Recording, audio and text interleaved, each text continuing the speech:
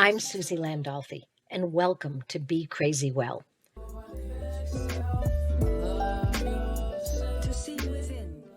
right, I promise you, Logan, this will only be 10 or 15 minutes. I don't know if you know this, but teenagers do not want to talk longer than 10 or 15 minutes to anybody. Like, am I right? Like you can talk shit, he can talk shit to people like for 3 minutes and get so much in. And of course, I want to go on and on. Welcome everybody to Be Crazy Well. I'm his Gma. This is my grandson, Logan James Nobriga. And I asked him to be a guest on my show, and he messed me up because he said yes. I was not expecting it. So the reason I'm asking him is because he's gone through something, and something happened because of it. Lots of things happened because of it. And I want him to share his story because part of his story involves combat veterans and sort of what happened. So step right up here, young man, so that they can hear you. Logan, Jay Glazer, the founder of MVP, spoke your name yesterday on Instagram. Mm-hmm. And I'm following. I said, oh, Jay's on, so I'll just listen. And he goes, and then this young man, Logan Nobriga, came to the huddle one day and blah, blah, blah, blah. And he helped start MVP. And I'm like, oh my God, this is amazing. Yeah. So tell your story from your memory, and I'll keep asking little questions if you want, just to prompt, like what happened. So you're 5 years old. What happens to you? I was diagnosed with ALL, leukemia, and then pretty near the end of that 4-year cycle, we met Jay, and that was kind of, I know the Fox broadcast guys were at the hospital that day, and then we got really close to Jay, and Jay ended up inviting me to one of the Unbreakable huddle sessions, and I got to meet a lot of the veterans, the women, the guys, and talk about my story and their stories together.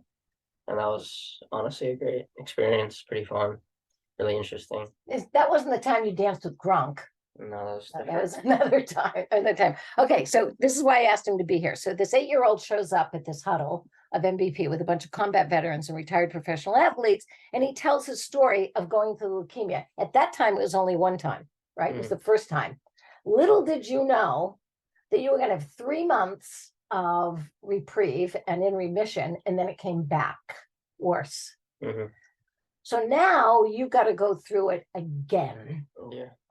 How did you do that? I don't think you get a choice. I love that. You don't have a choice. Yeah. How you deal with it, though, you have a choice. How'd you deal with it? I think the second round just was a lot easier to go see friends and I guess talk about it. It was easy. So friends were important. Always number one. Number one, friends. Yeah. All right. So if a family's watching this right now and parents are watching it and they have a child that's just been diagnosed with something, you're telling us right now from your experience, you're 18 now, you've been in remission for if they're that young, I mean, just when you're young like that, all you want to do is see your friends. So it's easy if you just bring your friends to the hospital or have them meet there. Whatever the case may be, make it a lot better. Yeah, your mom and dad did something kind of unique that they thought they were going to get. Put me in sports. They put you in sports. You wanted to keep playing baseball. Yeah. Do you remember one of the days going from the hospital to the baseball field? What do you remember? Well, I had a lumbar puncture that day.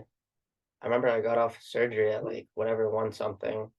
And I was still off the anesthesia. And then I just remember changing on the way to the game in the car out of LA.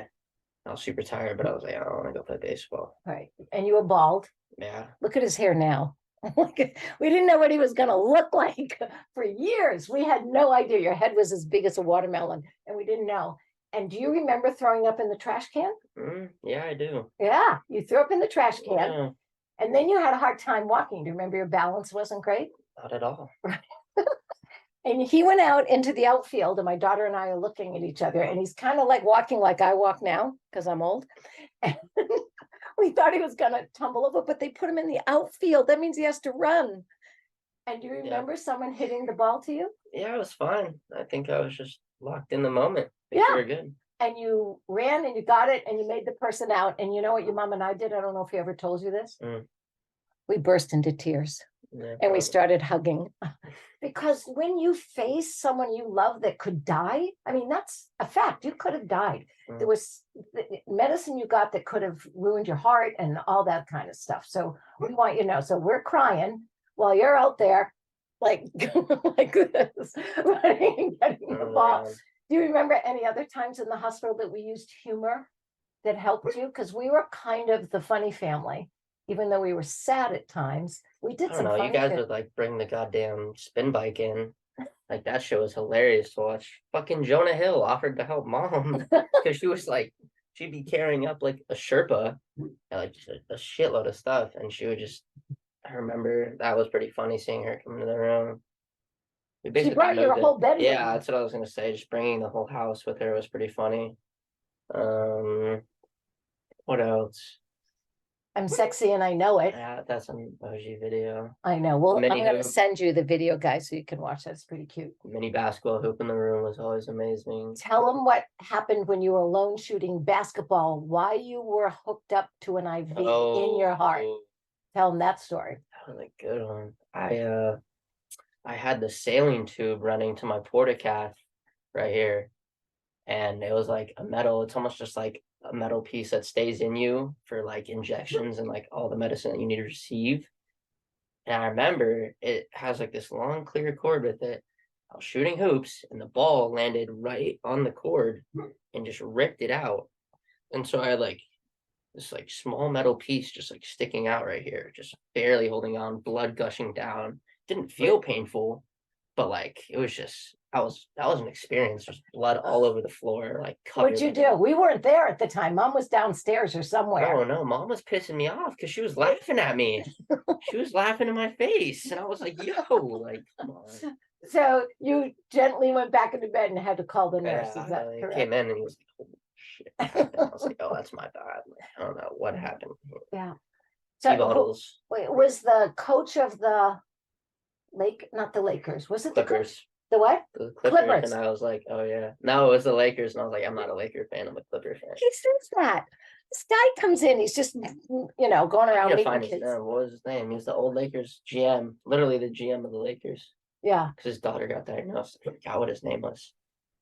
And so he walks in the room to say hi to all the kids. And Logan, at first we didn't know who he was. He was just someone tall, because everybody's tall to me. And then he tells you who he is. And you go, No, he didn't tell me. That was the thing. That's why it was funny. He asked if you He asked if I liked the Lakers. I was like, no, I like the Clippers. And then I talked to him for another 2 minutes and he left. And it turns out he's the GM of the Lakers. And his daughter was staying in the room, like 2 rooms over. I was like, holy. You did that. That was funny. So how did you navigate after? Like you missed a lot, men and women that go downrange or even play a professional sport, they miss so much of their family life, right? And you did too. Yeah. You're in the hospital. There were times it seemed like you were in there 200 days out of the year. We always slept in there. Well, how did you navigate and what did you notice that you missed when you got out and you didn't have to go in the hospital anymore? And what should parents do and not do? I think parents should not try to instantly engage their kid back into the norms of life, I guess. Like I still struggle with school, like going every day. That was horrible. I think they should not I think when they get out, I think they need to realize, give them like a couple weeks, just like see where they're at. Cause it's like, honestly, like, it's a completely different life again, even though it's normal for everyone else. It's a little hard to get back into the rhythm after you're out of it for so long. I think something that they could do is definitely recommend sports or something. Definitely get active because I just feel like that's the best way. You're always happy when you're active or running around or something. As long as you're moving, I feel like that's pretty good. How important were video games to you? I was just about to say, definitely let them play video games because that is where they're going to succeed most likely. But also not too many, but like when you could put the headsets on. Yeah, it was super, I don't know, it's comforting. Yeah. Just being in like a room, because that's where you were the whole time, like just sitting in a room, having people, put different shit into you, different shots, all that. But like, I guess it's kind of similar to video games, just sitting in a chair, putting a headset on. Like it's pretty, I don't know, it's kind of relaxing. How about when you could talk to another friend while you had headsets? Yeah, that was fun. Yeah. So you're sequestered in a hospital room, but yet eventually you could get online and talk to friends that way as well, right? Okay. Yeah. I remember trying to play them with you, except I hate being chased. Yeah. It's not a good feel for me. So all I did was sit on the other side And instead of trying to get them off the games, I'd say, okay, I'm just going to watch the left side of the screen and I'll tell you when somebody's coming. Do you remember that? I do remember that. Yeah. So I helped you play them, There you go. right? Instead of taking him off, Yeah. sort of figuring out what you were figuring out. Right? Exactly. How about making a big deal about the fact that you had cancer when you first got out? I remember you not wanting us to tell a lot of people that you wanted to get as close to normal as possible. Yeah, the normal aspect, I guess, was different because, like, I don't know, everything's kind of done for you, and like it's not normal, but to you it is. When you're back in like normal life and just society, you kind of want to just fit in easily, but it's not like that simple because obviously you're missing hair still, all the meds you take, and like it's just harder. So I would definitely say, go out with your family a lot. Definitely your friends. It's always going to be friends. That was the easiest thing for me because they make you feel like a lot better. I mean, it's a lot easier to be around your friends, especially when it's like, you can all still have a good time. So your mom and dad don't live together, and actually didn't, or even when you were really little, when you were first born, they decided not to be, boyfriend and girlfriend. They were going to be just co-parents, and they did that. How important is it for parents not to argue and to be a good team when a child is going through something? As long like as it's that? not in front of you, I'm sure it's fine. Like, So they can argue as long as it's not in Yeah. front of you.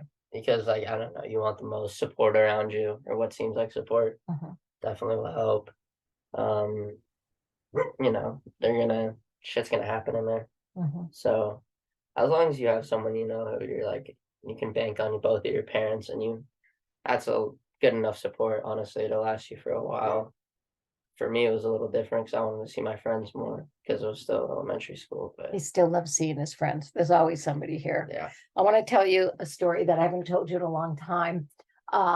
You're sitting on the couch in the apartment in Santa Monica at the time. You've got the port now. You're just starting to get chemo. I don't even know how many weeks it was since you were diagnosed. And your mom's on the phone with the doctor because you're beside yourself in discomfort. Like you're sad and you're hurting and you just can't, and you're just, and not even screaming. He's just weeping, like, and he says these words to me, and I'm sitting there with him, and he says, Gima, I can't take this anymore. Now, when you hear a 6-year-old say that, it's devastating. Like you're saying words that somebody might say that wants to die, right? Because it's so uncomfortable. And this is what I said to him, and this is what he says back. I start holding back my tears as best I can. And I said, Logan, I'm so sorry you're going through this. This is terrible. If I could go through it, I would take that. I remember saying that, taking that, you used to call it leukemic. I go, take that leukemic out of you and put it in my body. I would like take off any part of my body. And he says, what part? He stops crying. And you literally think about that for a second. You stop crying, you go, what part? And I go, my arm. He goes, what else? And I said, my legs. I'll take anything off of me in order to get that out of your body and not to do that. So I do have to say that there's a part of our family that has a very good sense of humor. Yeah, we really do. Not to minimize it, because we had our shares of tears.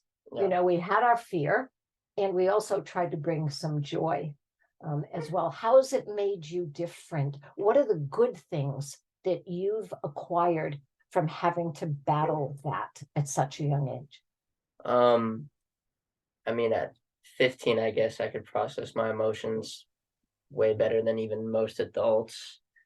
I think that's like the hardest part, was just dealing with it after, just like how your emotions are just like kind of flow everywhere and it's not really like controlled. But a couple of years after, probably 2 years after, I realized I was really good at controlling my emotions. Talking to grown-ups was a lot easier. Definitely like, how to have a full-on conversation.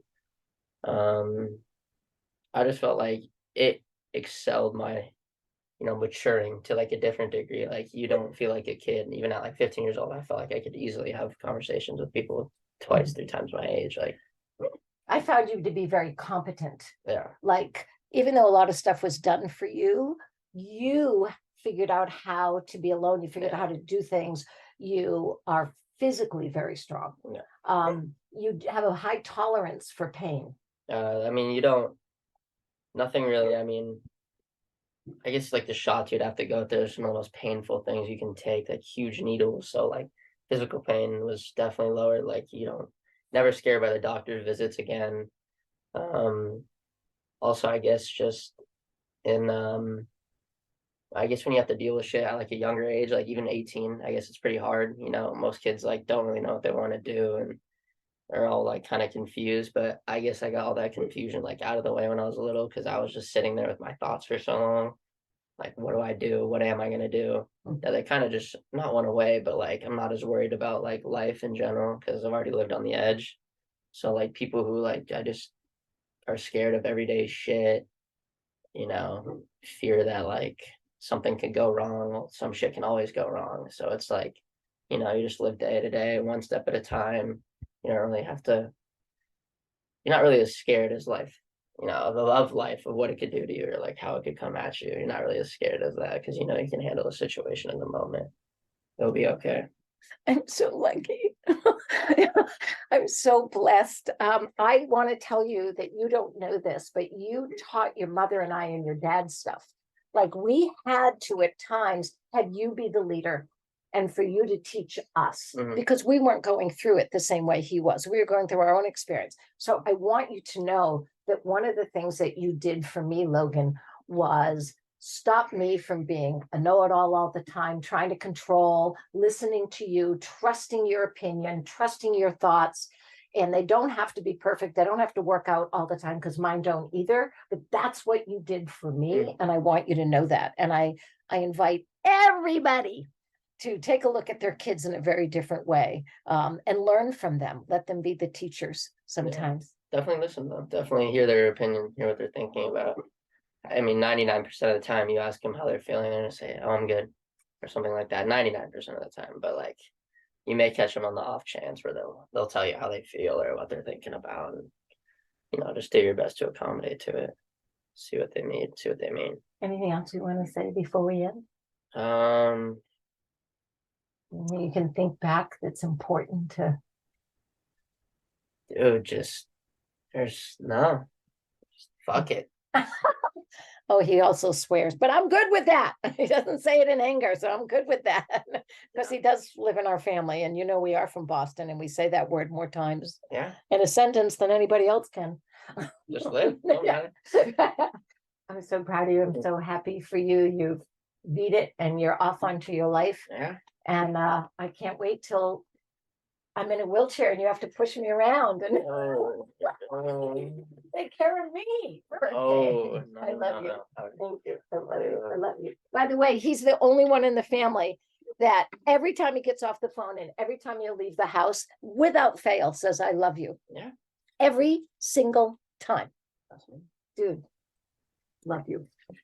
Love you. Oh, I said it first. See that? I said it first. All right, everybody, be crazy well. Bless you, Logan. Well. Peace, love.